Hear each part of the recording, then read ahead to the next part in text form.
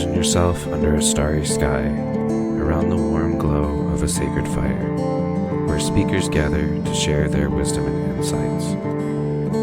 Creating a sacred space where all are welcome to warm their hands.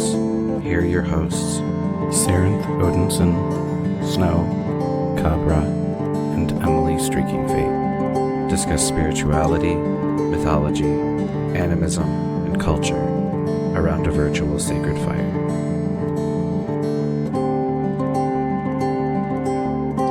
Won't you join us around Grandfather Fire?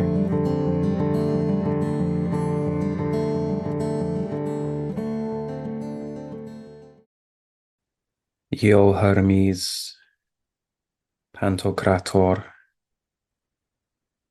Thoth, Jehuti, you who gives wisdom, you who oversees scripture and writing and script, you of great magic, you of travel and journeys, Psychopomp, messenger, divine one, teacher, Hermes the thrice great, alchemist, magician, and teacher. Hail to you in our studies, in our magic, in our travels, literal, metaphorical, emotional, spiritual. Hail Hermes who grants wisdom upon the scribes and the translators and the scholars. Hail Hermes as the scholars and academics grant and transmit knowledge and learning to others, that all may partake in your gifts and blessings. Hail Hermes. Welcome to another round of Around Grandfather Fire. This is episode 152 with my good friends and co-hosts Snow and Emily Streaking Fate. How are you both doing today? I am good. I am recovering from jet lag from traveling to the States and not sleeping on the 9.5 hour flight back. And then going straight back to work because that's how life is. And so the second that I stop and go, the weekend is here, my body goes, surprise, have a cold. So that was fun. Otherwise, I'm okay. Naturally. Of course it does. Yeah, yeah, of course. It's just how life goes. How are you, Emily? I am doing all right. My body has needed a little more rest time and downtime this week than I was hoping for, but overall it's been a good week. Just some extra naps, some extra sleep, and some extra hydration. What about you, Saranth? Oh, let's see.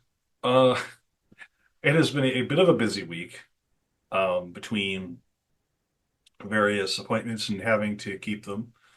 But overall, this week has gone a lot smoother than I was originally thinking it was going to. So, praise the Gimdragon for that. The other big thing that I've been working on has been the upcoming workshop that I've got this weekend, which is the basics of heathen magic. So I've been working on finalizing the presentation for that. Um, the the script document for that is about 19 pages long, and the what do you call that thing? Is flashes the slides across. The slideshow, right. Uh, that is about 64 slides or more. Last, no, 66 slides. So that'll be fun. I'm looking forward to that one. I saw we had a bunch of new people sign up, so I'm looking forward to it even more. So that's really what's been on my mind this week is getting all that stuff nailed down.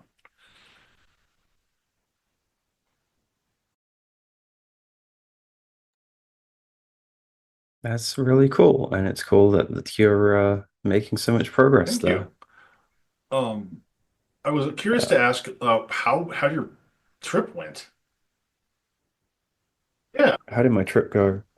My trip was good. I had an 11-hour Jesus. flight out and a 9.5 hour flight back. It is a long way from here to the west coast of the States. Uh, it was a wonderful, magical time.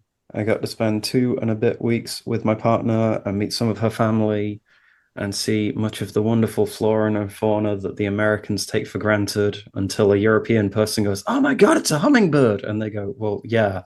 And you go, "They don't exist outside the Americas. I have not seen one before in Oh, person. that's This is cool. surreal."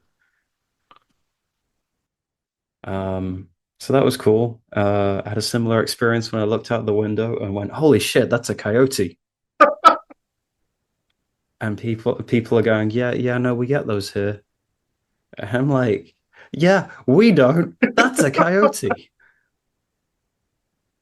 It's like having a little So that was really celebrity outside cool. your house every time you open up your door.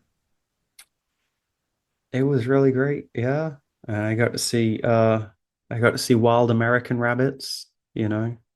They eat grass with an accent. Um, and I got to see American gray squirrels. They bury nuts with an accent. Um, and we got to see a doe, a deer, a female deer. Um, so that was cool. It was very big. It was like taller than me, and I'm 6'2" ish. So that was Everything's big here in impressive. America. And then it ran, yeah. And then it ran away into the woods because someone went, "Did you get a photo?" And I went, "Well, if we'd got a photo, it would have been one of those ones where I'm showing people the picture going, 'No, I promise if you squint that bit there that you think is a branch and a shadow, no, I'm telling you, that was the deer.'" Uh, so yeah, that happened. Uh, yeah, no, it was really cool. Chinatown in San Francisco is amazing. Would recommend to people who like Chinatowns or Chinese stuff or just stuff. If you like stuff, go to Chinatown in San Never Francisco. been to it. Never been to a Chinatown It's at all, so this is going to be some an of interesting thing for me. I mean, both of us said it was some of the best Chinese food we'd ever had ever. Excellent. It was really cool. What else? Introduce some of my partner's friends to sake because what else does your European bring to American friends? I go, "Here, have some Japanese rice wine." What else am I gonna do? Naturally. Um, Although it was kind of cool the last time that Claire was out here, she did go back with a carrier bag full of Nice. tea. And so she was hosting tea tasting parties for her friends. So I get over there and they're like, "Okay, we've learnt about tea." So they didn't offer you anything in bags? Uh, Nothing that the TSA would let me bring Damn, back to the UK. Yeah, that's unfortunate. uh, such is life. I met up with Oh, Reverend cool. Eric again, of the Arnemancy podcast, who has been on AGF before. And once again, I will say, however much he says that we drank is an exaggeration in either direction, but a good time was had. My partner herding us down the pavement to make sure we didn't walk into traffic. It was a good time. You know, what else are you going to do? So, yeah, no, it Excellent. was a good trip. Yeah. And I'll be back in July, I think. Yeah. Yeah, it wasn't quite that kind of hurting, but this morning, Emily and I went out with my folks to the local greenhouse to get ideas for the garden. And so one of the things we brought back were 3 packets of different kinds of seeds for herbs we were interested in planting: sage, rosemary, and thyme. Um, Sadly, could not complete the song on this trip. And get parsley. Next time. When you're going to Scarborough Fair, Thank you. I wouldn't bother going to Scarborough if I'm honest. I've Mm. been and if you like a touristy seaside town that's completely packed full of people wanting cheap chips and ice I cream, mean, I've been then to Salem, sure. so it's kind of like that, but with the witchy hats. So Oh, the capital of Oregon. Cool. not quite. I was thinking more Salem, Massachusetts, but sure. Uh, it's the problem with America. They keep reusing names. There's only like 3 place names in the States, and they just use them over and over and I over. dare you to find more than one town in America named Ypsilanti, but that's just. I'm I'm sure you sure I could probably if I could, tried. because Yeah. I mean, there's a lot of God, Springfields. yes. Yeah. Uh, So, Snow, would you like to introduce Mm. our wonderful guest who has been patiently waiting for us? I would love to. I have been really excited about getting this guest on. This is someone whose work I have copy pasted all over my blog for years and referenced a lot and linked to a lot and recommended a lot. So I would love to introduce her. So this is largely taken from her website. So if she's sitting there thinking this sounds familiar, that'll be why. Gaia Martiana is an independent scholar of the ancient Mediterranean, specifically of the philosophical and grammatical literature of the so-called late antique period. Her work includes translations from Greek and Latin of ancient philosophical treatises available on her website, Sartrix. Sartrix is an online encyclopedia and public library devoted to ancient Mediterranean polytheism in the sense of the greater Mediterranean, albeit centered on the Greco-Roman. Following the precedent of Thomas Taylor, it is written from the perspective and for the benefit of modern practitioners above all, but with the same academic standards as any reliable secular resource. So, Martiana, welcome to Around Grandfather Thank 5. you. Lovely to be here. So, I guess first off, how did you get started in studying philosophy? Um, well, I don't know. I've always been interested in philosophy, I suppose. Um, I could more easily explain how I got interested in philology, which was that I wanted to be an actor, and so I thought, well, I better read a lot of plays, and I started with the Greeks, and then I just kind of got stuck there. And I had taken Latin in school from pretty early on, but it was not exactly my favorite subject. But then, those things kind of came together, and so yeah, I went to uni to study Greek and Latin, and philosophy has always been one of my main interests. I suppose because it intersects so much um, with religion and paganism, obviously, uh, has always been the thing that interests me most in ancient texts, I think. So, how did you sort of come to paganism and ancient religion then? Um, that's a good question as well. Um, I think I've just always found it interesting on like I suppose an aesthetic or intellectual level. And I've always been attracted to the practice and the theory without necessarily uh, believing things as sort of they're more most commonly explained or defined or understood. And at some point, I just sort of decided, well, if I keep reading these texts and I'm interested in these practices, it doesn't really matter that much how I understand them. I'm just gonna accept that this is sort of what I do, that this is what I do practice and in whatever way do uh, believe in.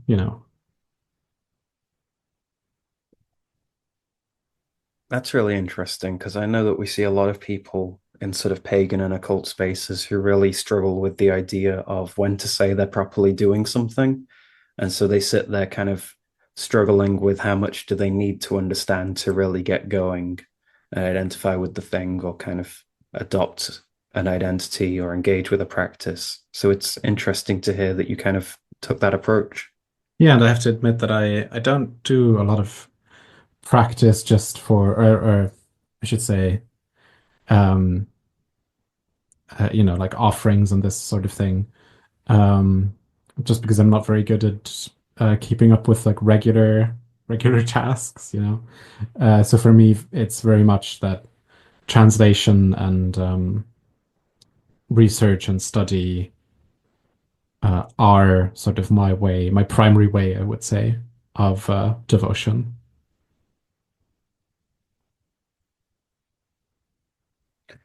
So I suppose one of the main things that people often point to or think of when they look through Sartrix, either the current website or your old WordPress site, is often the Platonism and your sort of translations and commentary of a lot of Platonic things. So I suppose, how did you get into Platonism? Was that also through looking at ancient Greek plays then? Well, yeah, that was the starting point, and then I'm not really sure how I got to philosophy specifically. Um, After school, I did a year of I'm not sure how to put it in English, but like I worked at a school for a year before I went on to university. And so in like the last year or years of school, and then during that year, I just read a lot of different ancient and medieval and Greek, Roman, Norse, also other things, but just sort of a very broad variety of things that a lot of it I probably understood very poorly at the time. But some of what I read was Porphyry of Tyre, who is an important early Neoplatonic philosopher, and then also Iamblichus. And I read the Greek magical papyri, and I saw sort of the close relationship there between that sort of theory in the Platonic philosophers, and then the practice in these magical texts. And I guess I got sort of stuck on those two topics. Uh, they just exerted, I don't know, more of an attraction than a lot of other things. So I suppose then, would you consider yourself a Platonist? And not really, no. I Okay. I find how do I put this? I find sort of the very developed Neoplatonic theory in Proclus uh, is almost like a complete theory of how the world sort of seems to be to people, because we know that people have a lot of experiences that can't be empirically verified. Um, and Proclus just sort of starts with the assumption that those are all basically real, and then he tries to come up with a single system of how all of these beliefs and experiences and traditions make sense in a single system. And so I think in that sense, it's sort of a good way to navigate um, paganism, because it can sort of account for everything, but kind of because it's that need of a system, it's it seems very unlikely to me that it's at all true, um, because I don't think that we can really, as humans, that we'd have a very good shot of actually understanding everything as a complete and coherent system. Um, but for those purposes where we sort of practically want or need a system, then Proclus or the other Neoplatonists are a very good way of approaching things, where other philosophers, um, maybe in some respects, seem to me to be closer to the truth, but they have a lot less. They don't have as rich a way of engaging with specifically like religious questions, questions of practice, questions of how to understand the gods. Um, and so I suppose a richer understanding is, in a sense, more useful, even if it maybe isn't exactly true, than something that is maybe true, but also so vague that it doesn't really let you approach things in a practical way, if that makes sense. Yeah. It brings to mind, when you're going to cook, like you've got certain ingredients that work really well together and certain ingredients that really don't. And trying to parse, well, what makes this cake rise really well? What makes the cake taste really good? Some of this is a matter of taste, but some of it's just a matter of experimentation. So that, from a practical standpoint of figuring out which philosopher, you know, because the question I was going to have as a follow up was like, what's your favorite philosopher? Um, Um, and why? okay, well, I mean, big picture, Karl Marx or something, but if we're sticking to ancient philosophy, um, I do like Proclus a lot because he has this sort of all-encompassing vision of like a single coherent system in a way that I don't think really anyone else in antiquity has. On the other hand, I find people who in the current day have sort of like a totalizing view of the world tend to be very frustrating to engage with.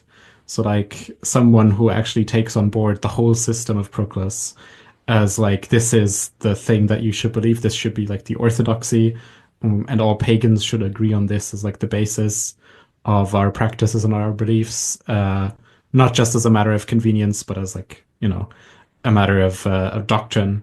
I think that's very impoverished, or impoverishing compared to the approach of someone like Porphyry of Tyre, um, who was really like a polymath.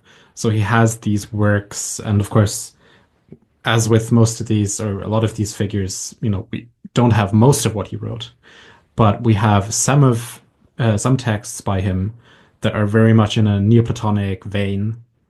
But then we also have texts that are sort of written from a completely different perspective.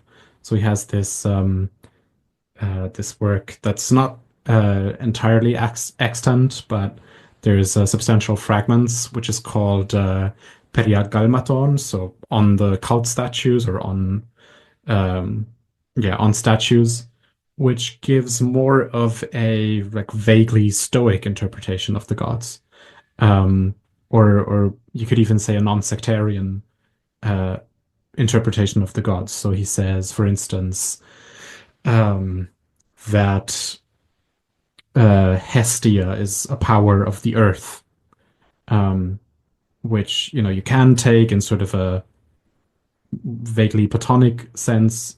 It's more straightforward to take it in a Stoic sense, but it can really be sort of acceptable to any pagan in a way. Um, and then he has like these commentaries on Homer, which are completely from sort of text immanent way. So he's completely staying on the level of mythology. So for the purposes of that work, the Cyclops or whatever is real, which in any other context he would, not accept for a second that there is such a thing as a Cyclops or as a centaur. But in that work, he just stays within the realm of myth, because that's sort of the language that Homer uses. Um, yeah, okay. Maybe I won't summarize all of his works, but that's just sort of a few things that he does, which are all quite different.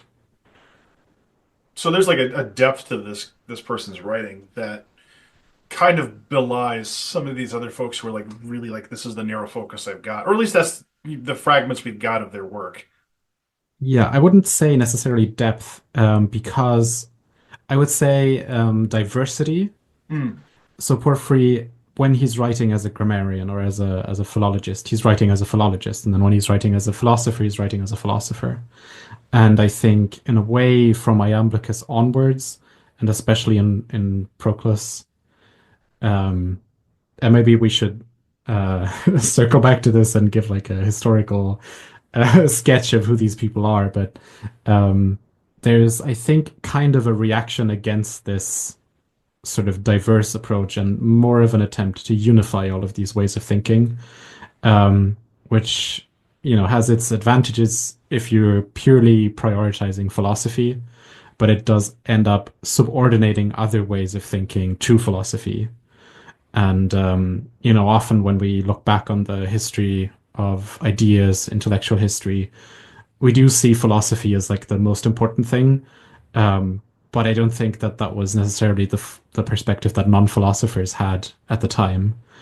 Um, there's this definition of philosophy as the knowledge of things human and divine, and that gets appropriated by a lot of other fields. So jurists will also say that actually jurisprudence is the knowledge of things human and divine, and I think Cicero maybe says that rhetoric is that, and so they all thought that their field was kind of the most important thing.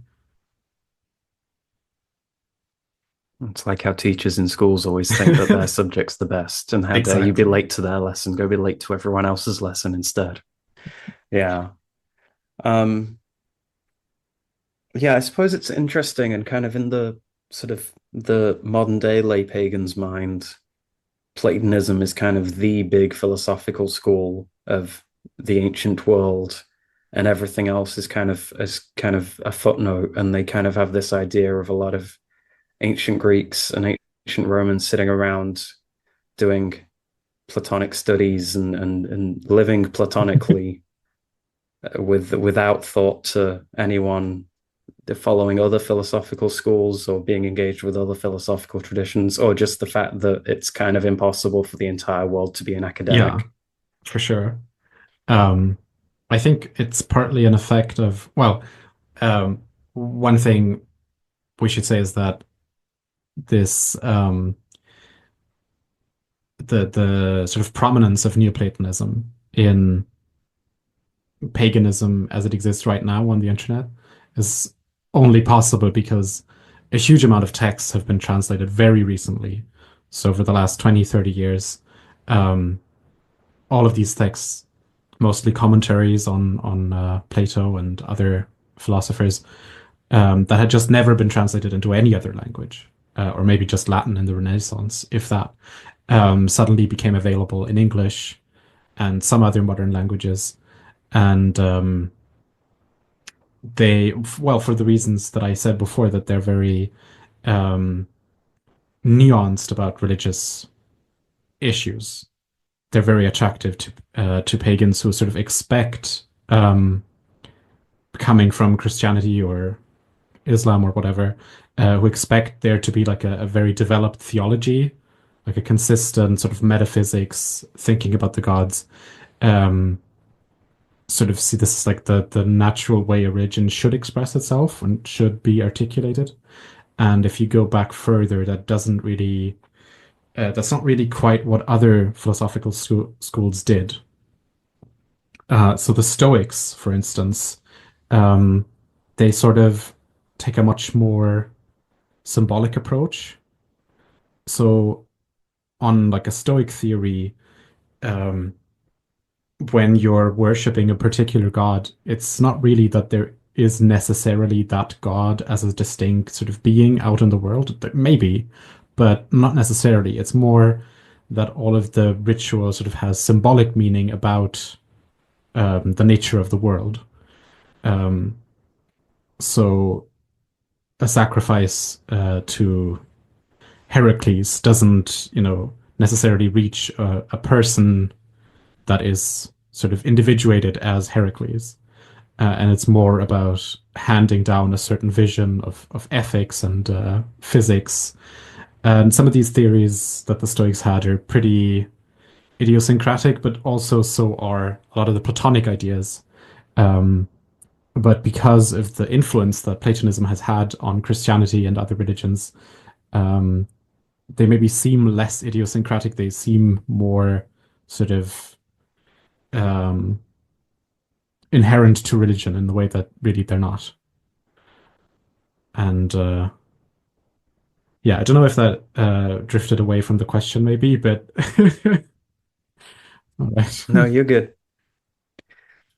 So I suppose then, just kind of when we think about the history of philosophy, and you kind of touched on the fact that all these different schools, Platonism and Stoicism and Epicureanism and Cynicism and all these others, kind of there was a lot of back and forth between them. Ideas have very much occurred as sort of a dialogue between different schools and teachers through different periods of history. Why do you think Platonism seems to have had the sort of big impact that it seems to have done? And how would you try and explain Platonism's influence on things after the ancient world? Um, that's I think I can answer that, but it's going to be a long answer. So so Awesome. when we go back very far to the so-called pre-Socratic period, you have all of these individual philosophers who have their ideas, um, and you don't really have schools yet. So a new philosopher will come up and have their own ideas and write their own things. And then sort of, I mean, this is already simplifying things, but um, sort of in the wake of Socrates, you get a lot more of these schools. So Plato, Aristotle, and other figures um, who sort of start off these discursive traditions. So it's not necessarily at that point that they treat the works of their school's founder as sort of like a text to be expounded and sort of taken as doctrinally normative. But they do sort of take their lead from their founder, and then they sort of develop that way of thinking. They have their different sort of research programs, I suppose you could say. But then in the Roman period, there's sort of a what has been called a philological turn. So instead of sort of continuing to develop new ideas based on the work of their predecessors, philosophers started to turn back to their school's founders. And this meant, among other things, a return to Plato's teachings as something that was worth reconstructing systematically. Whereas previously, Plato's Academy had sort of developed into a skeptical school that didn't, have a theory of forms or a specific doctrine on the elements, but was rather, skeptical about all of these things, about the ability of humans to reach certain knowledge. And this also seems to have meant, or seems to have resulted in less of a historical approach to philosophy, in the sense that from that period we don't have a lot of writing about the history of philosophy. So who taught whom? It becomes more important whose school someone belongs to, and they're most interested in the school's founders, like Plato, like Aristotle. And then in the third century, what were formerly the most prominent schools, so Epicureanism and Stoicism, seem to have, for whatever reason, become less popular, which is, I suppose, more of a loss in the case of Epicureanism, because it had penetrated sort of the general culture less. So with the loss of Epicurean texts, those ideas fell away in a way that Stoic ideas didn't, because like all of Roman period writing is sort of permeated by the Stoic view of the cosmos, and that is also sort of taken for granted in a lot of ways by the Neoplatonists. Um, and as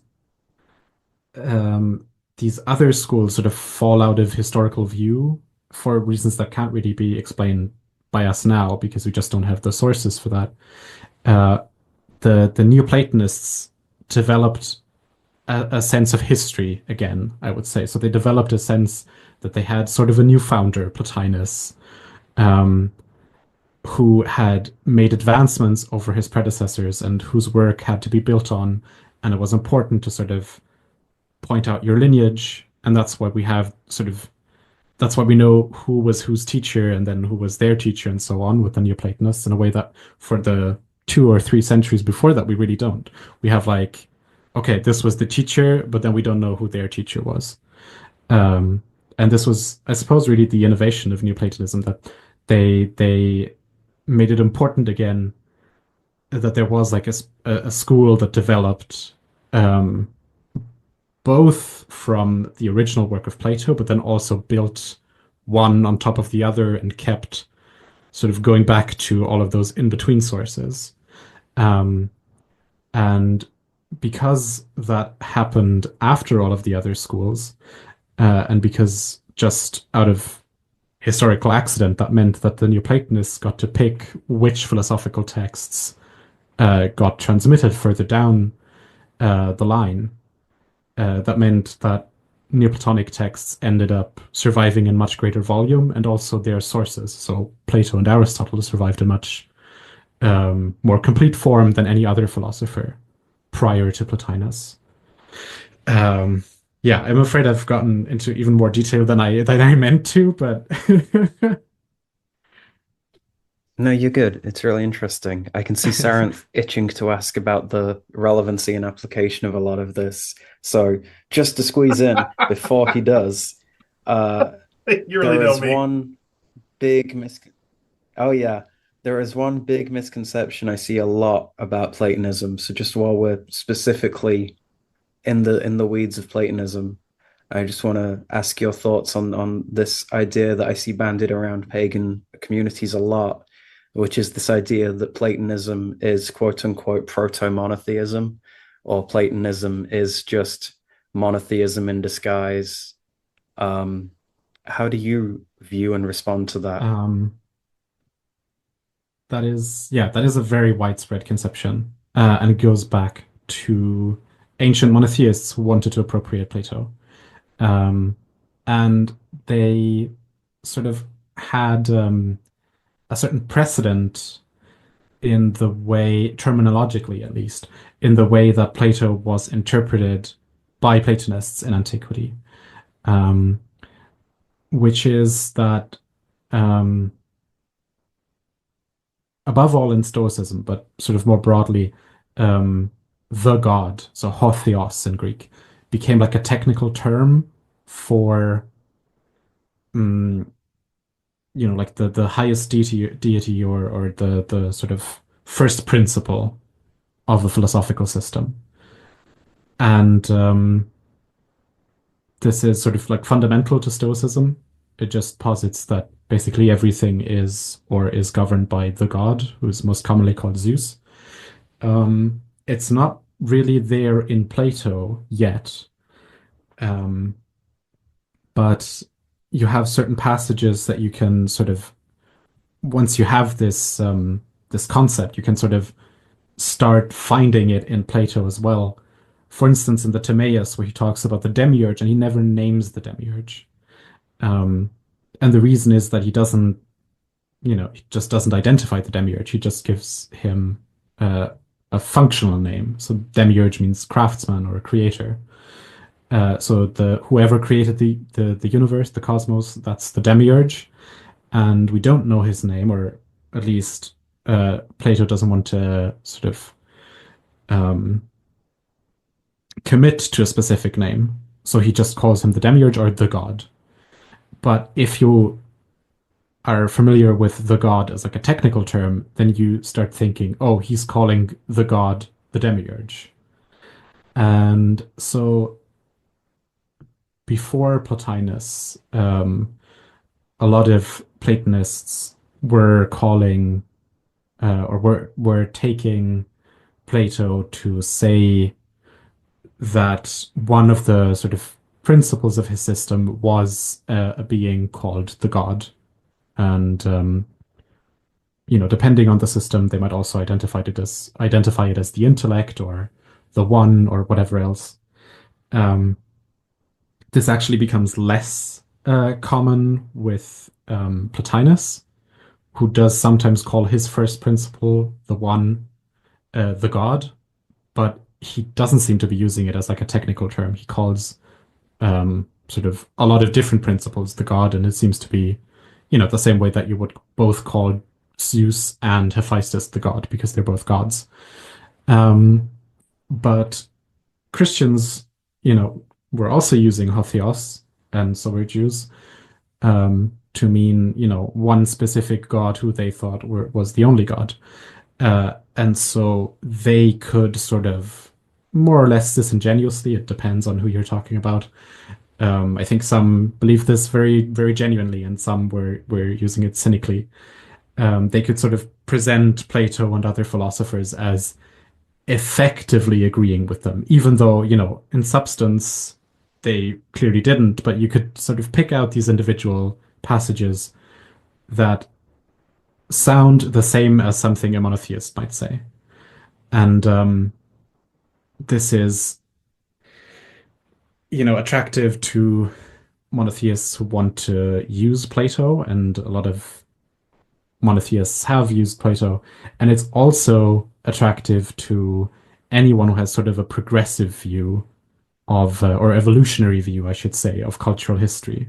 So anyone, and this includes a lot of atheists who thinks, we start with polytheism and then we go to monotheism and then we get to atheism. They also like this idea that intellectuals start being monotheists, and then wider culture becomes monotheistic, and then intellectuals start being atheists, and then everyone becomes an atheist. The sort of idea of progression. And yeah, even some pagans now, because of this association of monotheism with a more intellectual or more enlightened view of the world, are attracted to this idea that they're not doing sort of, I guess, vulgar paganism. They're doing something, um, yeah, more sophisticated. Uh, and in my opinion, you can be very sophisticated as a monotheist, and you can be very vulgar as a monotheist, and it's sort of the same thing with polytheism and atheism and all kinds of views. So yeah.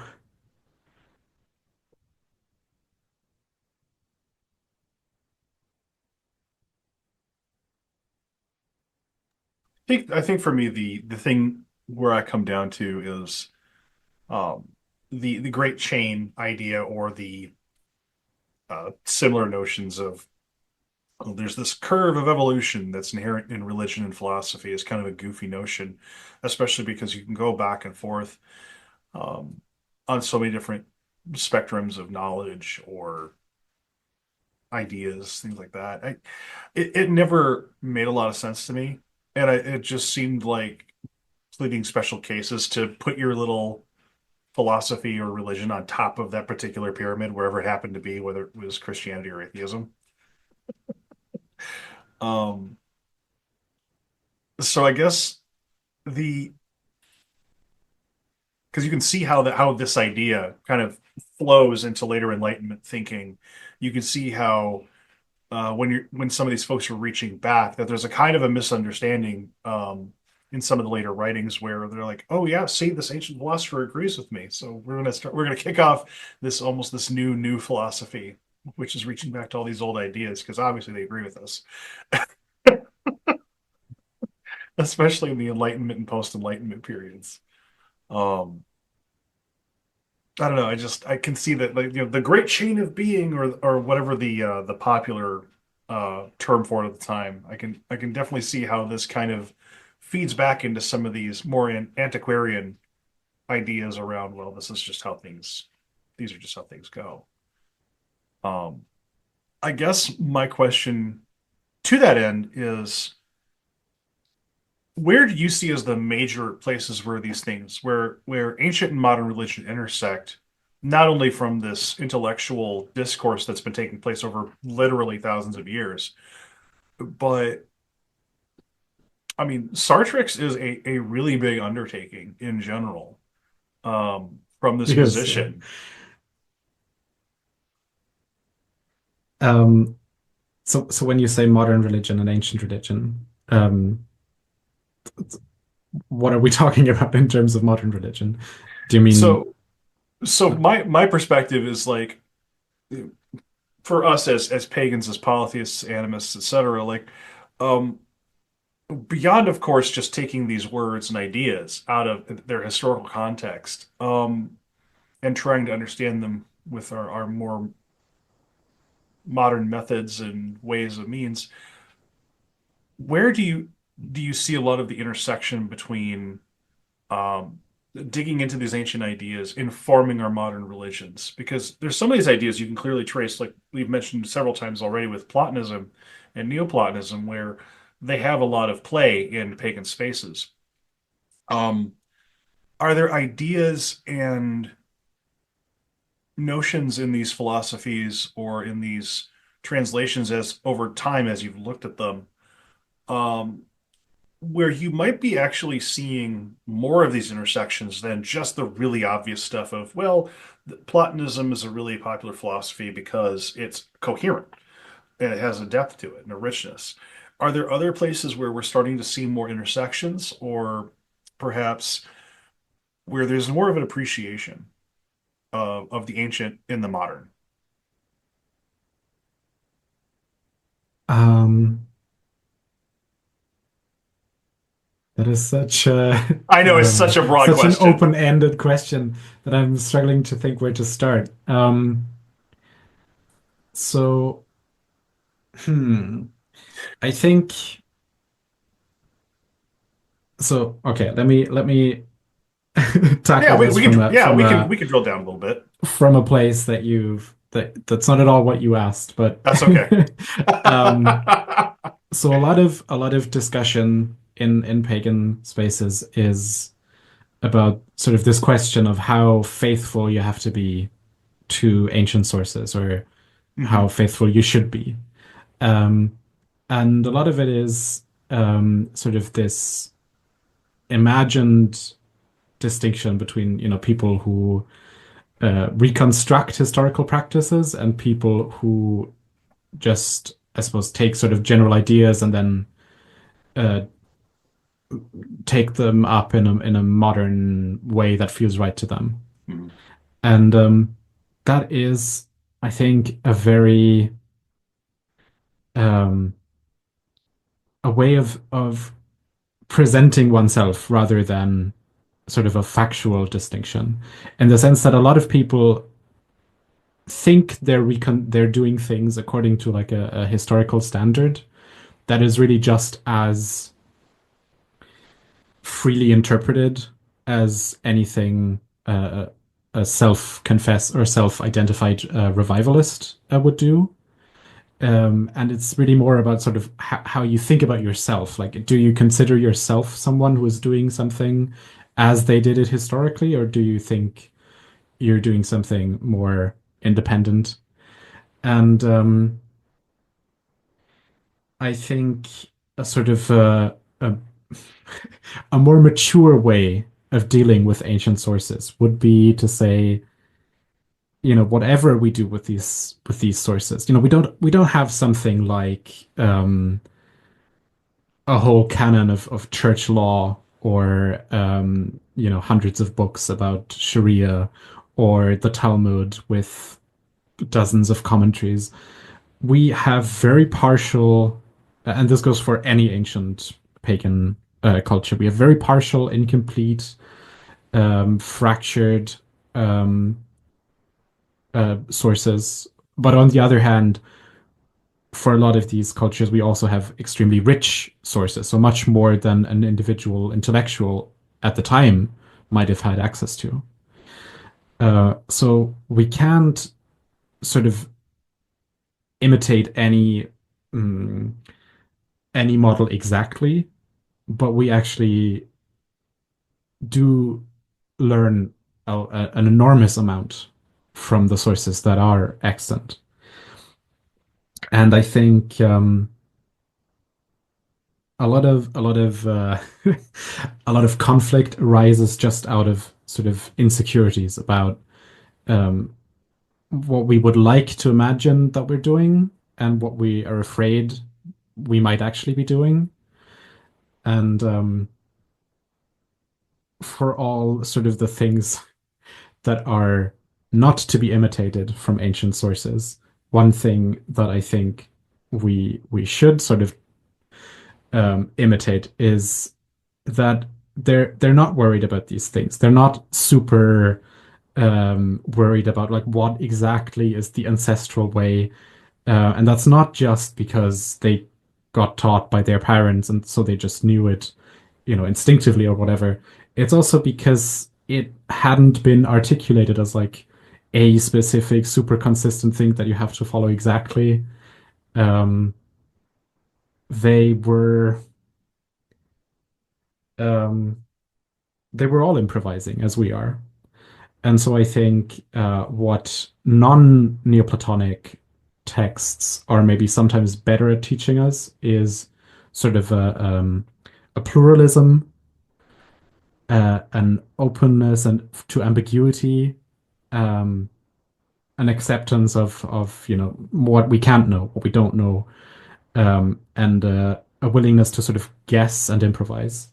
Um, One author that I really love, who is very far from a Neoplatonist, is Servius, a commentator on Virgil. And I think the modern philological approach to an ancient text is sort of to find out what does it really mean. And I think that also tends to be the approach in biblical exegesis among Christians. Um, but in actually, I'm not so sure about Jewish Bible exegesis, but definitely in Islamic exegesis of the Quran, that's not really the approach. So most tafsir, so Quran commentary literature, uh, sort of almost celebrates the fact that you can interpret the same verse in a lot of ways. And Servius sometimes will just give one interpretation of something, but there also seems to be sort of a joy in the different ways you can take something. And sometimes it is more of a, well, we don't know which thing Virgil intended, but at other times it's clearly um, these different ways of interpreting the same thing with the assumption that the poet probably meant both, and it doesn't have a specific individual meaning. So you can take something that's said about Jupiter in a mythical sense, you can take it in a physical sense, you can take it in an astrological sense, and these things are not, um, the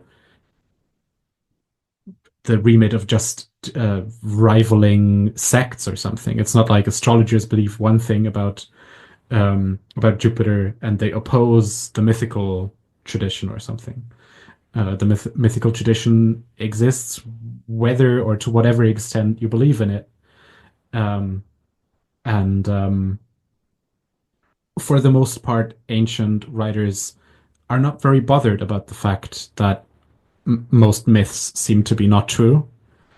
Sometimes they get into it, but a lot of times they don't.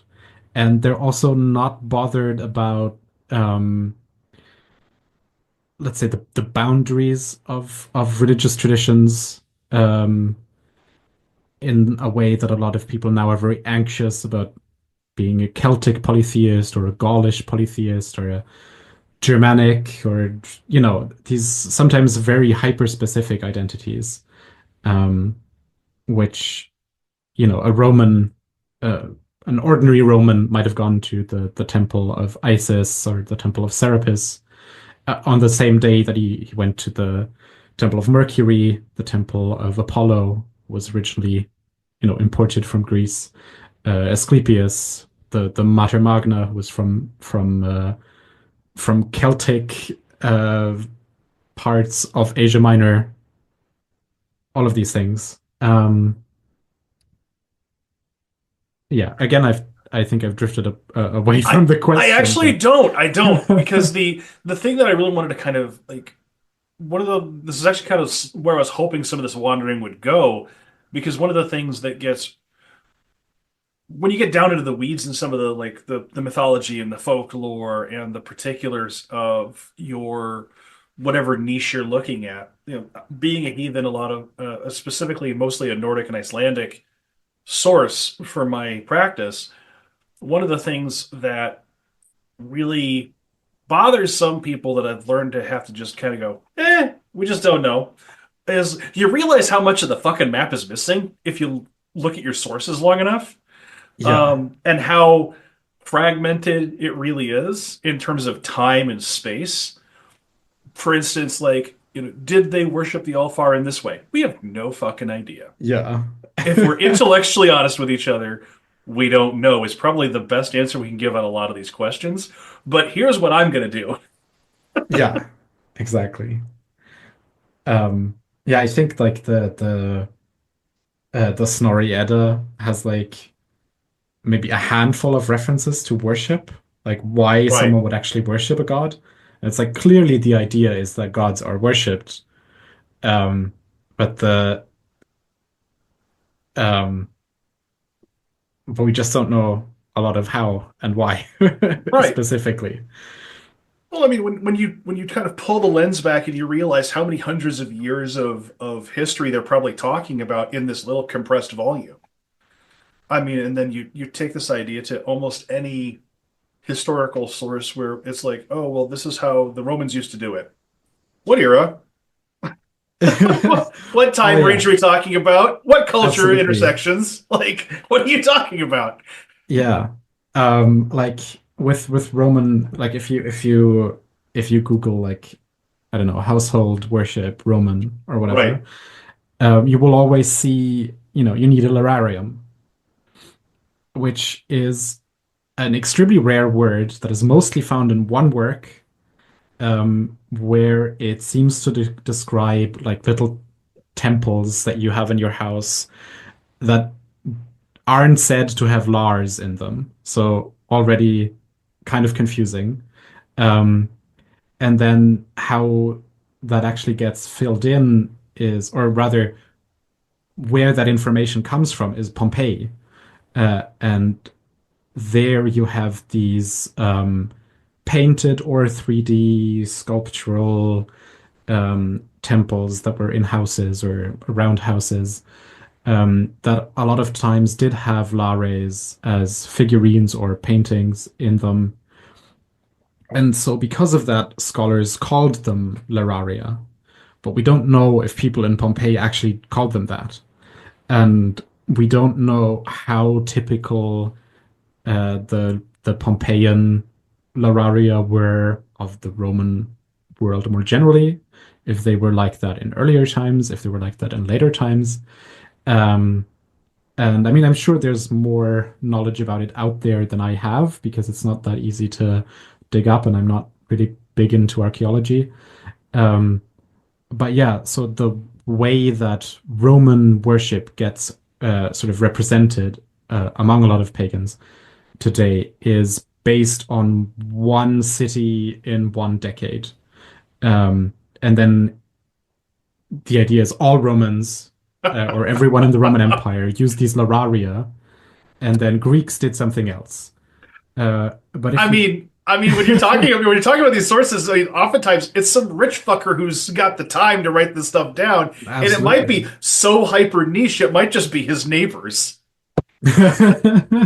Yes, yes. Like, And congrats, you're imitating Pompey's neighbor who happened to be like loaded. exactly. Yeah, it's kind of surprising how little ancient sources actually discuss household temples. Um, I guess Right. because they were like so just part Why of would you write normal about it? life. Um, but Yeah. yeah, the way I tend to think about it is that, we know enough from like Egypt and Greece and Rome to Mhm. think that, there were similar practices around these household temples. And it doesn't make a lot of sense to have like well, this is a lararium because it's Roman, and this is a naiscos because it's Greek, and then a different word for the Egyptian. Like, of course, sort of as a tendency, those would be different. Like in Rome, in Athens, in southern Egypt, Mhm. the typical household altar would be different. But it's not like there were these separate practices with all different terminology. Like Right. if a Roman and a Greek and an Egyptian were all talking in Greek, they would all be using the same words, and they might have some of the same statues. And if they're living in the same place, they're probably their temples in their houses would probably look the same. Um, yeah.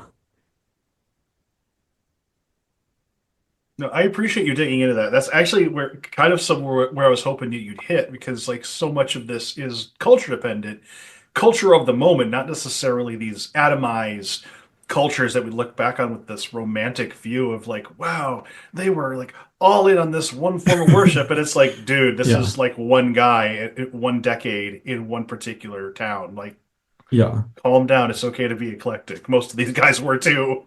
Absolutely. Yeah. Yeah. And a lot of, I mean, one tendency that sort of comes out of 19th century nationalism is this idea that, you have this like essential Romanness and essential Greekness.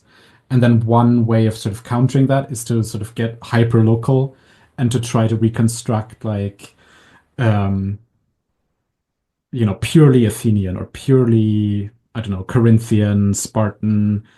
Um, and that I think, I mean, I have a lot of respect for people who do the research to do that. But I think as like a vision for what you should do, it's kind of a dead end because our sources will say like, okay, this is like a Spartan version of the story. This is like a whatever, an Athenian version.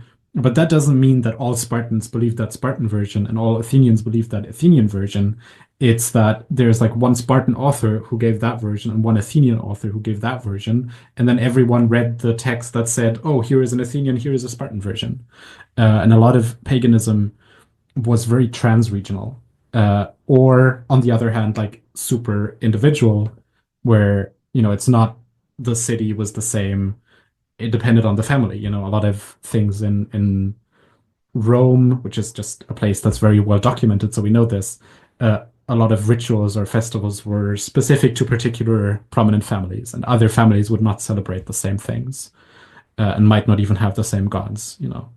Um, and you got to imagine that those traditions were not actually stable across centuries, but a lot of things would have been invented traditions where someone sort of looked back and a lot of in a very similar way to how we do. They're sort of looking at something from history and saying, okay, we're going to do that again, um, and sort of acting as if they had always been doing it.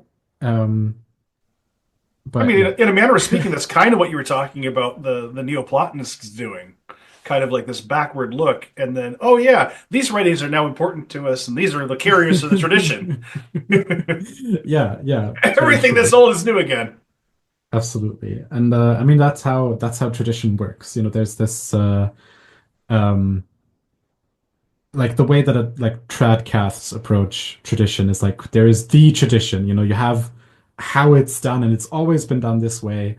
And then there's how tradition actually works, which is you sort of get something handed down and then you sort of pick and choose what you think makes sense out of the whole body of what you've been given and you sort of hand down more things, you add to it. Meanwhile, the folk Catholics are looking around like, I'm gonna go bury Saint Joe for this, that, and the other. And when I get Yeah. my way, I can unbury him. And meanwhile, the Trad Cat's going, "You're what?" Well, I believe that's fine if you're not doing it with idolatrous intent. Right. Just whatever that means. Um, Oh goodness. So on the point of 19th century romantic writers and tradition and transmission, who's Thomas Taylor for those very who good, don't know? very good. Thomas Taylor is he was called the British pagan. Um, I think he might have been. Well, there's always undocumented things, but I think the first well-known case of someone openly uh, and sort of unabashedly calling themselves a pagan, um, sort of in a post-Christian context rather than a context where paganism was still existing.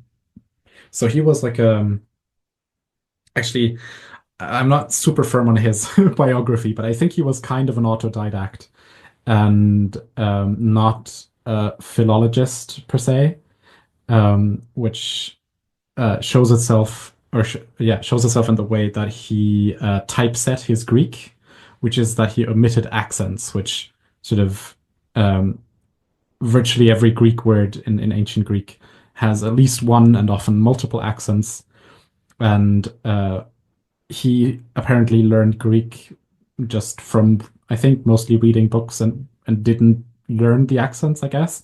And when he would print his books, he would give quotations of Greek without the accents, and this was one reason that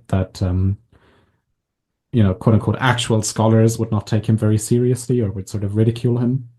But he was very convinced that he had sort of found the truth that had eluded everyone else, because he, I guess, somehow stumbled upon the Neoplatonists at a time where a lot of their texts had not been published at all, and they were not very widely read. But there were some editions, and I'm not sure if he consulted any texts in manuscript, but he definitely did like a lot of pretty heroic work, I would say, in the sense that he was finding these very rare editions of Greek texts, um, which had a lot of words that were not in any dictionary, and which there were no pre-existing translations or commentaries on or anything.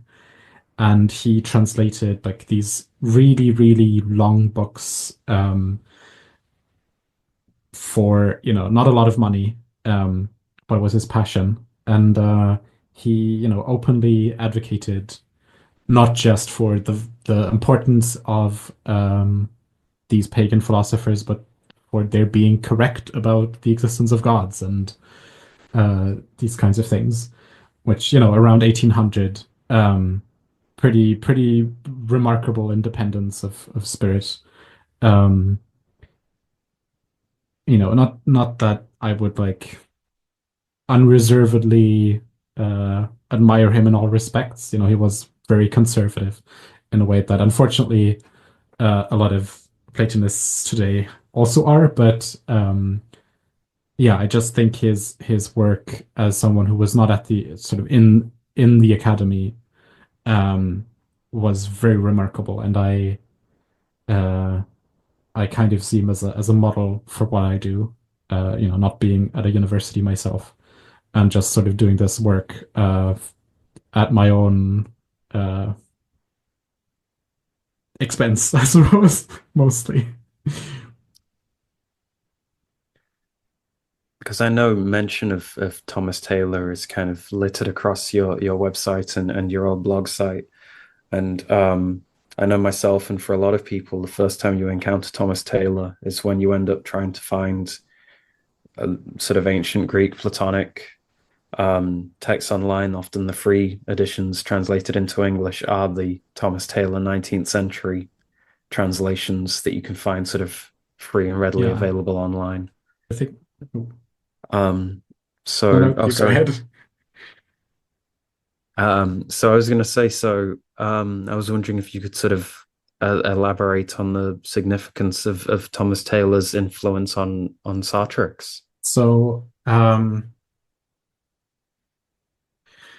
well, the Sartrix is the sort of the Latin for a female tailor. So, uh, I was just sort of, I suppose, fishing around for a name that would be relatively unique, and it just occurred to me that, well, I'm kind of doing the same thing that Thomas Taylor was doing, so let me just use that name basically.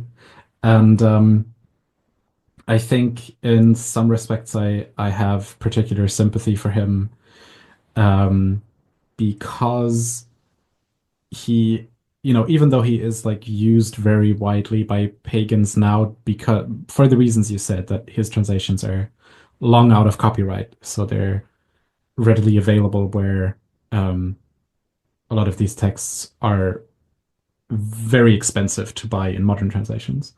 Um, but because he's so old and also sort of affected kind of an archaic style, he is also quite alienating to modern readers. And I always feel kind of defensive of him. Um, just the way that I learned English, I read a lot of old stuff very early on.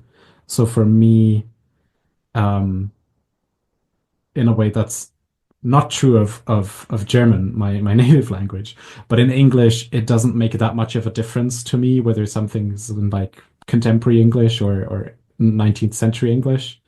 Um, and so I always feel that he's like a little bit cheated unfairly for being like hard to understand. And that was just what English was like at the time. Like it's not because he's doing the language wrong, you know. I mean, that's kind of obvious, but um, a specific thing that he sort of gets faulted for is that his translation of the Orphic hymns, which I think he might have actually thought were written by Orpheus himself, but we know now that they were probably written in the second century, and they're the most comprehensive collection of hymns from classical paganism.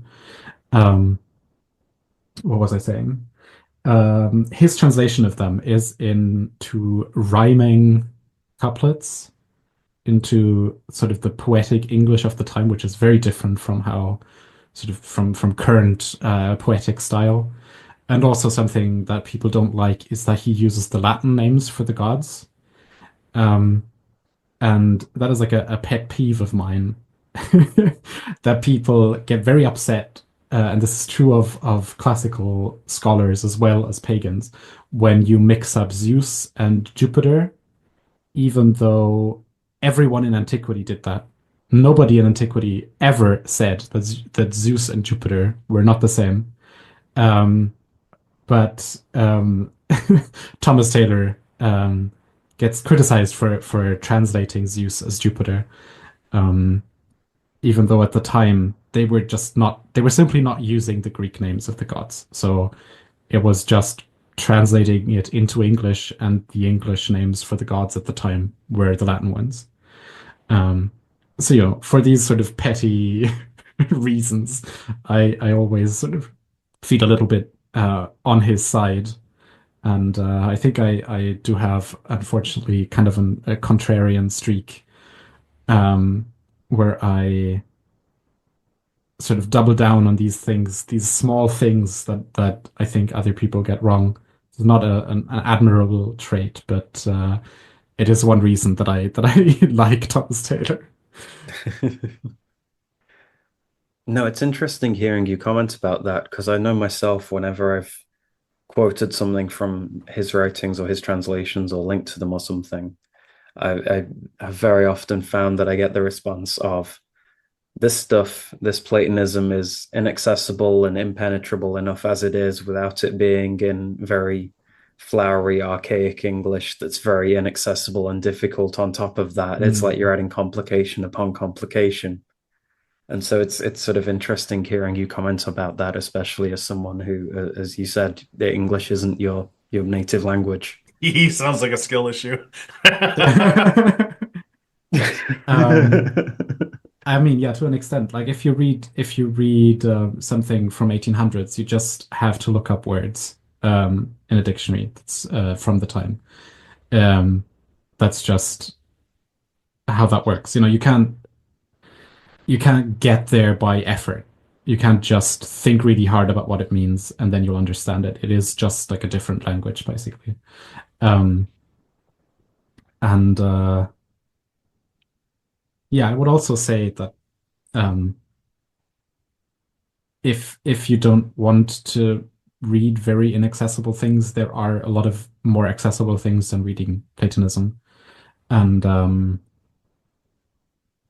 there is so much pagan literature, so much poetry, um, and going back to something I said earlier, where we sort of, because of Christianity, think that the primary way religion has to be articulated is like as theology or the kind of thing you would put in a sermon. Um, I think a lot of people sort of gravitate towards something like Platonism, even if it's maybe not very congenial to what they actually need or want. Um, and poetry, because it's not sort of this hyper rational thing, and it it doesn't actually have to be understood necessarily in order to be appreciated. I think is something maybe that should be more present in paganism, not for its truth content, for like what it teaches us about what the gods are actually like, but just as um, something beautiful that paganism has given us, historical paganism. Hmm. I don't know if that makes sense. I really like, no, yeah, I really like that and think that that would be worth considering for a lot of people, really, that a lot of these things can be impactful and beautiful without feeling the need to understand every granular Yeah. detail of it all. Like sorry. Because I think, um, no, I was going to say because I just think a lot of people get hung up on that. Yeah. Like one example I think would be a lot of people don't like Ovid because his myths, which they're not really his myths. Like he probably gives his spin on and things, but even myths that you can't find anywhere else, he didn't just make up out of whole cloth. But a lot of people don't like Ovid because the gods come off very badly in some of the stories. They come off very, very well in other Mhm. stories, but like that's kind of the point. They're not teaching you, like they're um not to say that the Bible is even like this, but like the way that Bible stories get told, where they have like a clear, sort of very straightforward moral or ethical or theological lesson. That's not what, say, I mean, a lot of myths are about sexual violence, right? Or other kinds of violence. And that's not because they're saying like sexual violence is good. They're meant to be shocking, and they're not necessarily meant to have like a resolution to that shock. They're not necessarily giving you a way out of that discomfort. But that's part of what makes them so powerful, is that you can't rationalize them entirely. Like you can sort of spin them into different interpretations, but at the end of the day, it's still like a really overpowering image in a lot of ways, in a lot of instances. And even once you've, I suppose, decoded it, you still go back to the image and you look at you consider the imagery, the metaphors, the symbolism, without necessarily being able to reduce it to a particular intellectual message.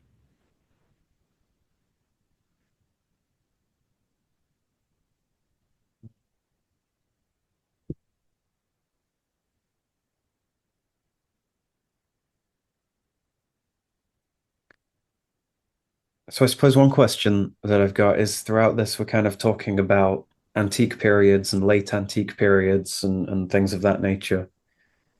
When you say late antique, when exactly do you So I mean? think, well, this is actually a very controversial thing, but um, Mm. for a specific reason that I will unpack more momentarily, but like the core period, I guess, would be like the third or maybe later third to the sixth century. And then, well, I think you could say that late antiquity has sort of gradually ballooned. Um, and the fourth century used to be considered as, no longer really antiquity, but that was like Byzantium. Um, so Byzantinists would study Julian, the Emperor Julian. But then late antiquity sort of emerged as its own sort of subdiscipline, and gradually got longer and longer. And now people are sort of taking not only the rise of Islam, but also the classical period of Islam, so ninth, 10th century, as sort of either being part of late antiquity or being an extension of late antiquity. Um, so it really depends sort of on how you look at things, or what your interest in it is. But when you're talking about paganism, um, it is, I guess, sort of the period, or I should say, when you're talking about philosophy, it's really the period of Neoplatonism. So the third century to sort of the sixth century is when you have Neoplatonism in like in a narrow sense, and then it sort of gets adopted in various different ways by Christians and Jews and Muslims. Um, and For paganism, it's sort of less precise, but sort of a similar period, third to sixth, seventh, eighth century, and sort of the last known classical pagans um, would have been in the 10th century in what's now, well, Turkey or Syria.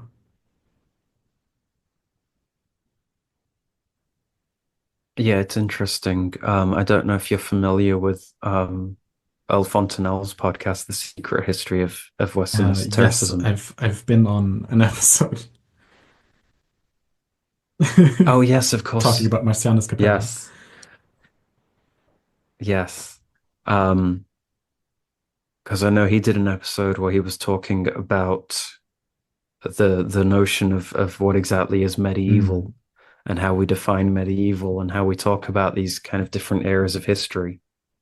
And was saying that in a lot of ways, when people look at philosophy, they kind of go, well, there was this glorious golden ancient period, and then nothing happened for a few hundred years in this period we'll Yeah. call medieval. And then we get the modern era, beginning with the Renaissance, when everyone rediscovered all the stuff from the beautiful ancient period.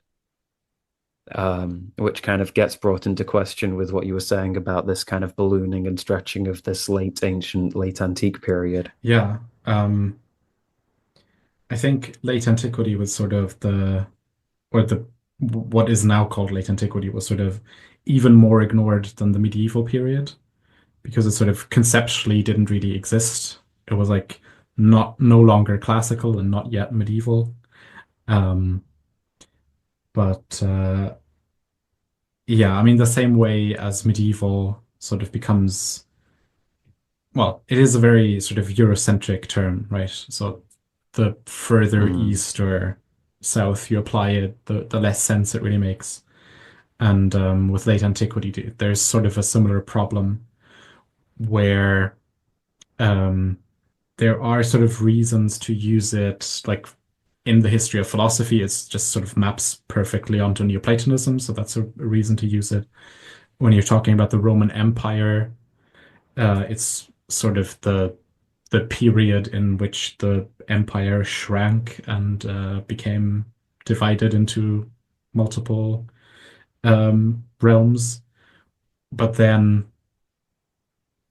yeah, as I said, it gets extended further and further because in the Near East, in Syria, Iraq, there's not really a dramatic break in the way that there was in Western Europe, and likewise in like the Eastern Mediterranean more generally. The Roman Empire sort of gets rechristened as Byzantium, the Byzantine Empire, by historians retrospectively, but it really continued to exist in Asia Minor and Greece until, basically for another 1,000 years. And so, yeah, I'm personally not a big fan of the term late antiquity, but it is sort of the convenient term for certain reasons. And Mm. for the moment, I'm willing to use it. So I suppose on the kind of topic of debating terminology, where do you stand on using the term Neoplatonism as opposed to late Platonism? Well, I was just working on a paper about this actually. Oh. You damn bomb thrower. I think Neoplatonism is the best term we have because late Platonism,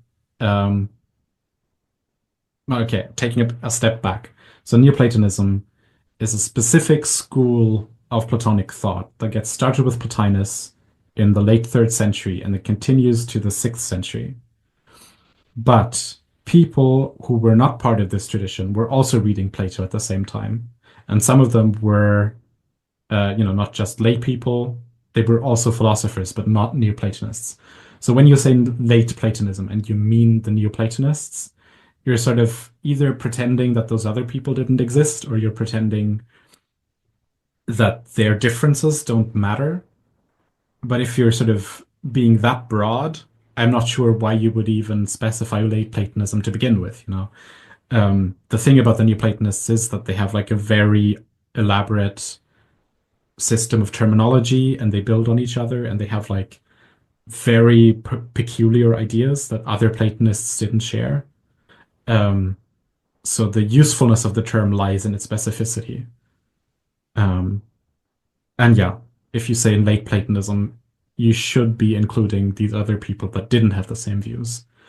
And then it just becomes a less useful term, a less precise term.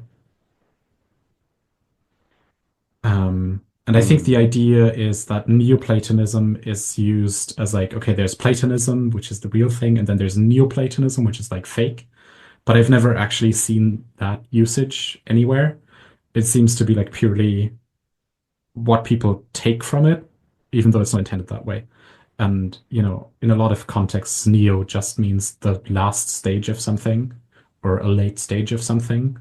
Like the last stage of the Sumerian language is called Neo-Sumerian. That's not because it's not Sumerian or because it's like fake Sumerian. And yeah. Oh, because Sumerian stopped. Now there's the new Exactly. It's not like New Coke.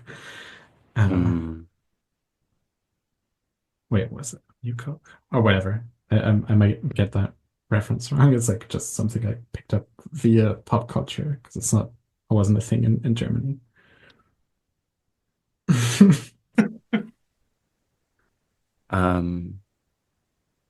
Yeah, no, it's interesting because I know I'd sort of adopted the idea of kind of there's a continuum of Platonism, and so specifying early, middle, or late is merely a matter of pointing out when on the chronology, when on the sort of historical timeline we're talking. And I'd kind of adopted this criticism that Neoplatonism implied it was a new Platonism with something of some degree of a break from early and the very forgotten and overlooked Middle Platonism. And now all of a sudden here were Plotinus, Porphyry, and Iamblichus with these crazy radical ideas. Well, but they were radical, and they knew that. So in Porphyry's Life of Plotinus, he says that some people accuse Plotinus of just sort of having the same interpretation of Plato as what's his name? Numenius. And Porphyry, I think, wrote a defense, or maybe it was someone else, but there was like one of his students wrote a defense of Plotinus, like showing, no, this is actually where he differs from from Numenius. And that was not because the idea was Numenius was an innovator and Plotinus agreed with all of the earlier exegetes. Like they knew very well, and in Proclus you have these sort of historical overviews of like all of the different Platonic interpretations, and then Plotinus is better than all the ones before, but then Porphyry is a little better than him, and Iamblichus is better than him, and so they did not at all have this idea that all Platonists just have the doctrine of Plato. They knew that Plotinus was an innovator. They knew that they were innovating on Plotinus. They just thought that sort of by this process, they were getting a better and better understanding of Plato's original meaning. And there is also, well, you said early, middle, and Neoplatonism, but actually there's not really an early Platonism because that is called the Academy.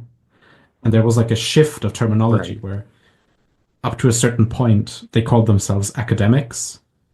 And then there was like a well, I mentioned this before, it's sort of the philological turn to being specifically followers of Plato and exegetes of Plato rather than sort of continuers of his project in the academy.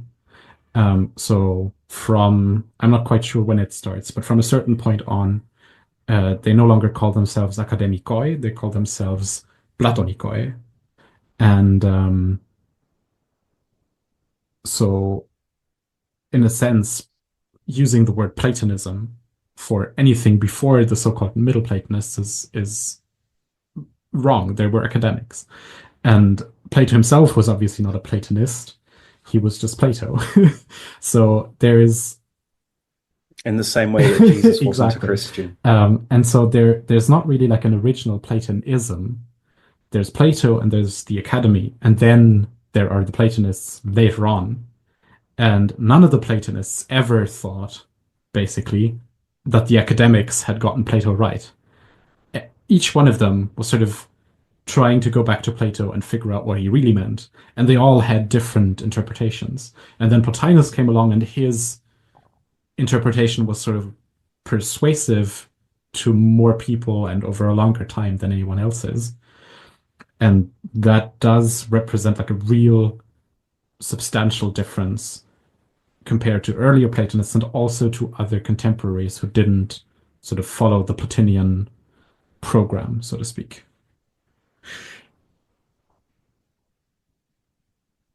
I hear all this and I'm just like, oh, so the Tumblr posts where we're debating each other on what the proper theology is, nothing's new under the sun.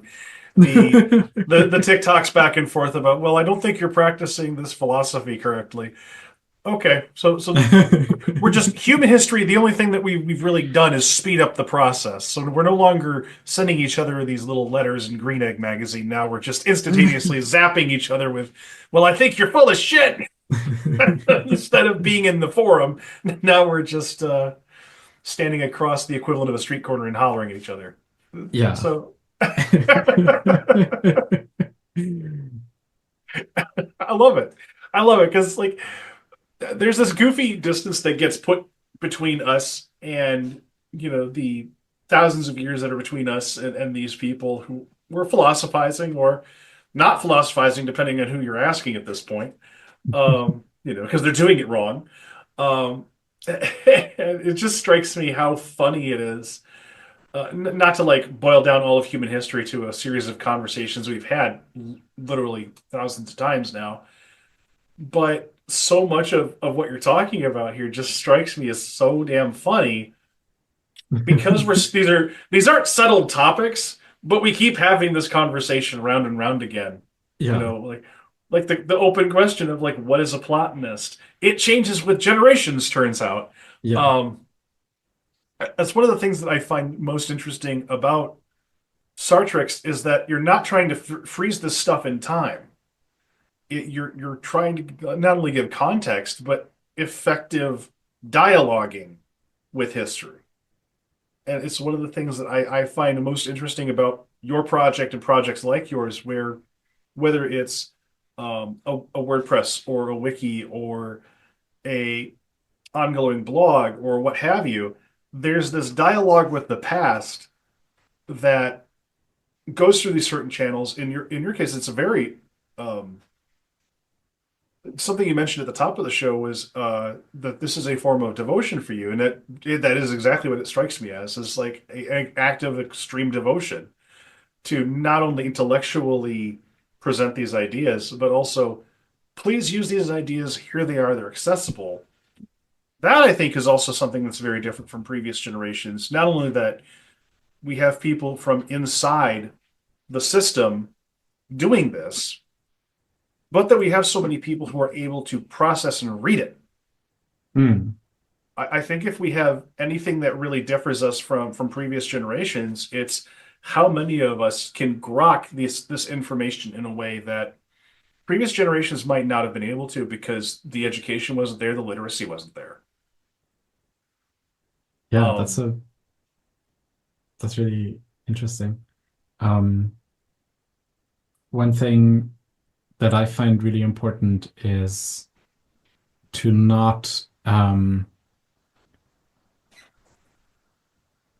search for, or well, for me specifically, as like a scholar, to not search for how it really was, because a lot of scholarship is invested in sort of this what was Greek religion really like or originally like.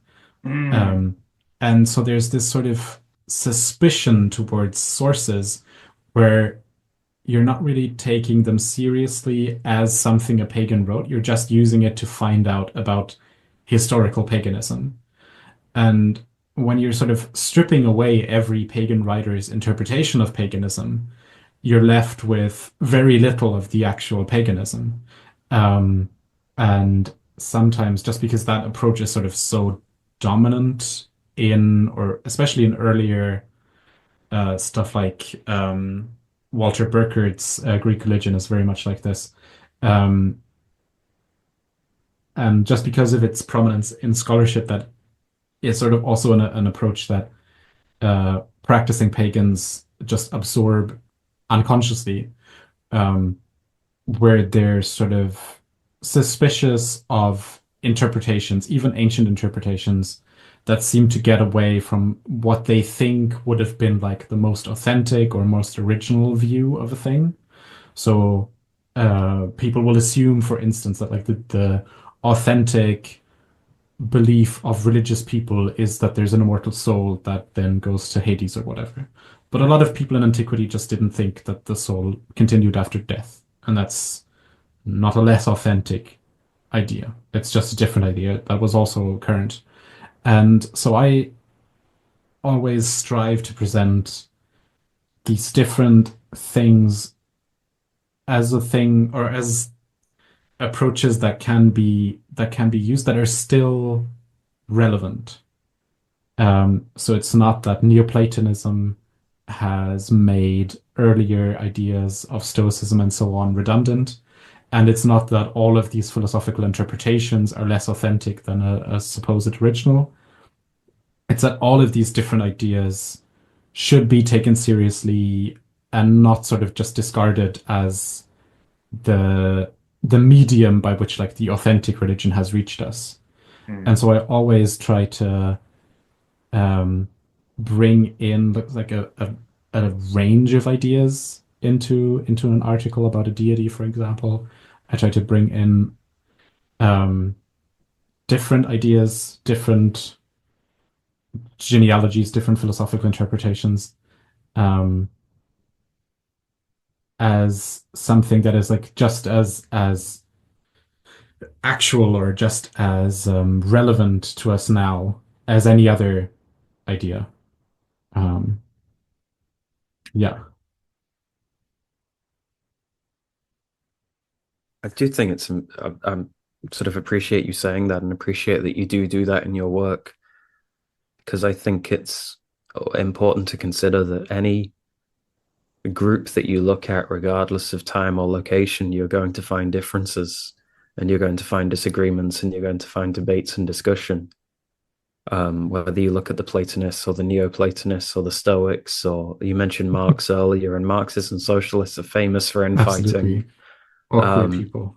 Uh, Oh but yeah, yeah, it's not a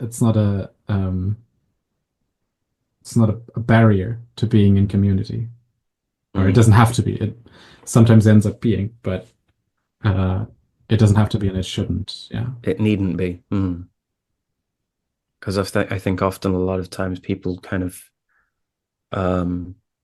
in very simple terms for the sake of brevity or word count or whatever will say, well, Platonists all thought Right. X, and you're always going to be able to find exceptions to that. Yeah. And a lot of times the exceptions are the rule, so to speak. And what you think Yeah. is like the normative thing was actually quite idiosyncratic. And you're always Right. going to assume that the thing you like was secretly the thing that everyone actually thought, but that's probably not true. Yeah. I agree with this, so therefore everyone else at the time probably did as Yeah, well. It just happened that this loud vocal minority gets assumed to exactly. be Yeah. representative. Yeah. I mean, congratulations, you just solved all of academia.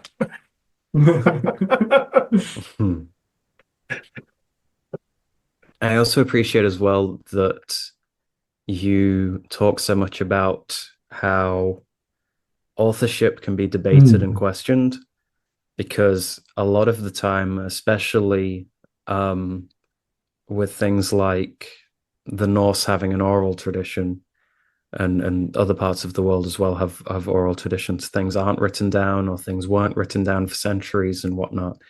And so you often see modern day pagans get very dismissive of these things and say, oh, well, these things were lost. If only they'd been preserved exactly and engraved, like the Greek stuff and the Roman stuff and the Egyptian stuff, because that stuff is pristine and we know it word for word. We have every single thing all those people ever thought because they wrote it down. Whereas all the oral culture has all been lost. And you're kind of loudly proclaiming, well, no, actually, stuff being written down doesn't make it any more solid and beyond doubt than oral absolutely. things. Yeah, I think there's like sometimes there's like just such a gap between what someone in a field thinks and what people outside that field think. And when you study any kind of philology, any sort of like literary studies, um, you're aware of how fragile a text is, and at the same time, you become very relaxed about that fact. Um, because if you try to copy just one page of a text, you're going to make mistakes. That's basically unavoidable. And as a trained copyist, you would make fewer mistakes. And if you have the time and the money, you can check and correct mistakes. But especially a text that gets copied many times over the centuries does just naturally have a lot of mistakes, gaps, and so on. But that's normal. That's how texts work. So it's not. It doesn't faze me. It doesn't worry me. And oral tradition obviously functions. If it's purely oral, it obviously functions very differently from a purely written tradition.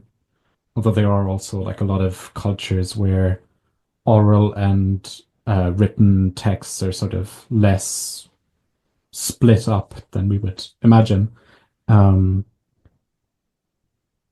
but yeah, I'm also not very worried about the supposed interference of Christianity, and like it seems to me like in basically a pagan tradition, if you're sort of innovating within that tradition, that's still part of the tradition, even if like the specific poet is a Christian. Like that does not make the particular way he tells those stories inauthentic. It's not as if there was like an authentic core or original version, and then he took that original version and put it like through a Christian filter. That's not how these sort of things work. Um, and yeah, as you say, also in like other contexts, folk traditions, um, they shouldn't be measured against this idea of there having originally been like one true way that they were authentic.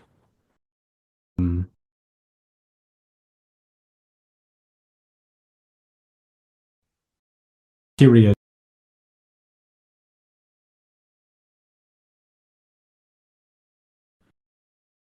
Measured all of human culture, all of human history against uh, those periods that get imagined as. Try that again. There we go. Okay.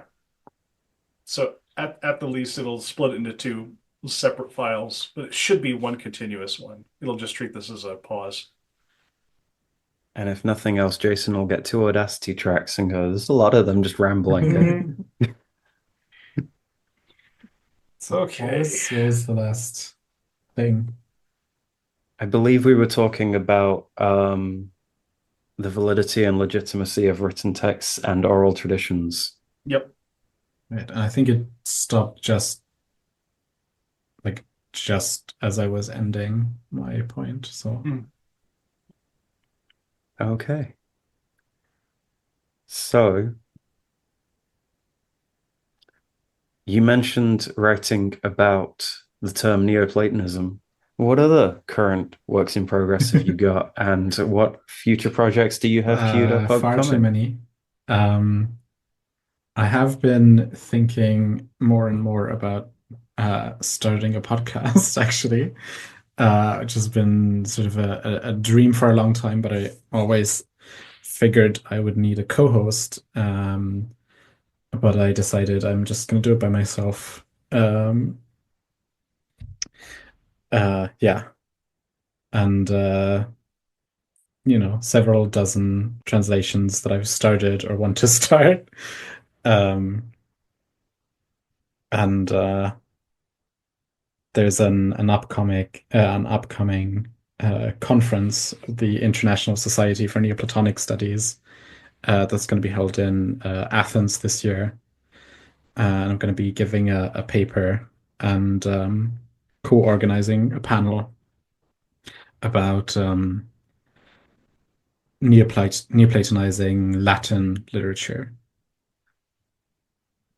Ooh. Because usually the ISNS conferences are very Greek heavy, uh, for good reason, but the Latin tradition is also worth taking into account.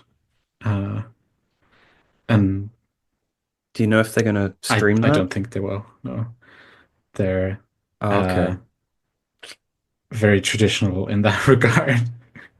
Old-fashioned, Mhm. I guess. Yeah. So book your flights to Yeah. Athens Yeah. now. Um, and my paper is going to be about specifically um, uh, sort of a small or a minor tradition of writing about the sun, basically, um, which gets discussed a lot of times as solar theology, um, and gets linked with Neoplatonism. And I'm going to be arguing that it's not really theological and it's not really to do with Neoplatonism, and it's more a tradition of hymnic writing. Um, and sort of that explains why it doesn't function like systematic theology, and why, even to the extent that it does show up in Neoplatonic writers, it doesn't have like a definite form or like a consistent Neoplatonic um, stamp on it. Um, and then it gets into some, pedantic philological points that I'm not gonna raise now. Yeah. No spoilers. No, that's really cool. So, unless anyone else has a final question, one that I'm thinking of that you might say is potentially so big we should have opened with it, but is maybe a fun one to kind of end with, or at least fun for us, and hopefully for the listeners.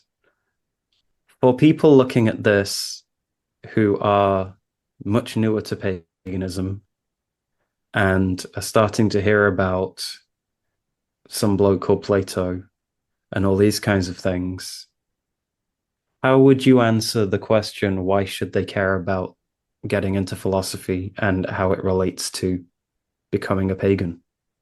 Um, Another very big question. How does it relate to being a pagan? Well, it doesn't necessarily. You can absolutely be a practicing Mm-hmm. pagan, without having a particular interest in philosophy, and you shouldn't feel pressured to get into it uh, because of like a conception that maybe other people are selling you that this is like the things you should believe. That's not true. Um, but philosophy was considered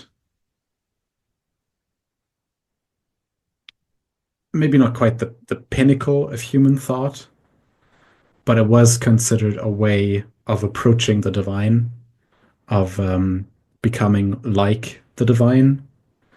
Um, and in that sense, maybe as I was saying about my research earlier, it is itself a kind of devotion.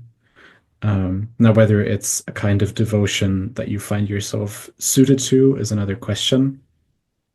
But philosophy is also a very diverse sphere in itself. So you might not get something out of these very complicated, systematic treatises that you get from someone like Plotinus or Proclus.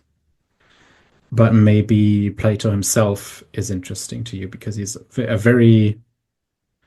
just a very good writer. Um, and some of his dialogues are less accessible than others, but he writes very beautifully. He's very poetic and just very beautiful ideas and images and scenes. Um, Aristotle is completely different from him, and then you have these moral philosophers like Seneca or Epictetus in the Stoic tradition, and again, they're completely different. Um, they use much more practical examples and language. Um, you have these sort of, I suppose, pop philosophers of the time, and Epictetus maybe is one of them, who don't get into all of these technical terms at all. Um, and yeah, it goes on. It's just a very diverse field, and if you don't like one thing, maybe just try something else. Um, I really like Sextus Empiricus, who was like the opposite of a Platonist. 'Cause Platonists always have a definite answer about everything, and and Sextus argues that you can't know anything at all, and all knowledge is false, and he does that very elegantly with all kinds of different uh, learning. So he criticizes grammar, he criticizes maths, he criticizes astronomy and music, and he criticizes all of the other philosophers. And so if you read him, you're both learning a lot and also learning why you shouldn't believe it.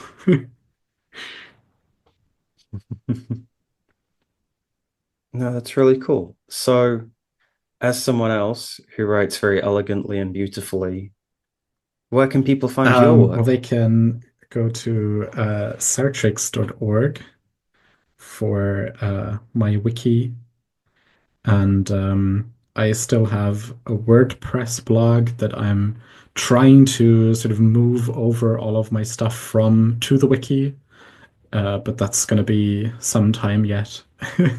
And well, there's nowhere to find the podcast yet, but hopefully it won't be too long uh, until I'm able to share a first episode. I already have a topic in mind. It's going to be called the curious incident of the dog with the sex change. um, yeah.